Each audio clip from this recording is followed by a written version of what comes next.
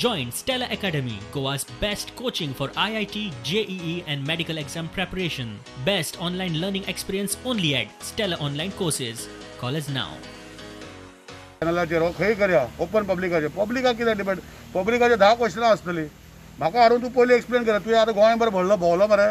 सगळ्या कडेन तुवें बिलां हाडलीं तर म्हज्या वांगडा बस मरे पयलो आनी म्हाका दाखय हें बील अशें चुकलां हें तुवें रेट चड लायल्या पावर जे यूज केल्ले घरान आसा ते पावराचे पयशे दिवपाकूच जाय फुकट स्टेट जावंक शकना ही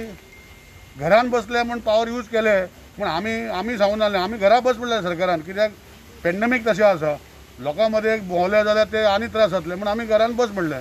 पूण हें न्ही की वापरपाक लायट जी आसा जी लागता ती वापरपाची लोकांनी चड कन्ज्यूम केल्ले ऑटोमॅटिकली बील चड येतलीच हांवें ताका चॅलेंज केल्या की बिलाची रेट खंय वाडयले दाखय म्हण आमी वाडोवना आनी 50% सबसिडी दी खुबशीं झाडां बिडां पडलेलीं पूण आयज हांव पळयता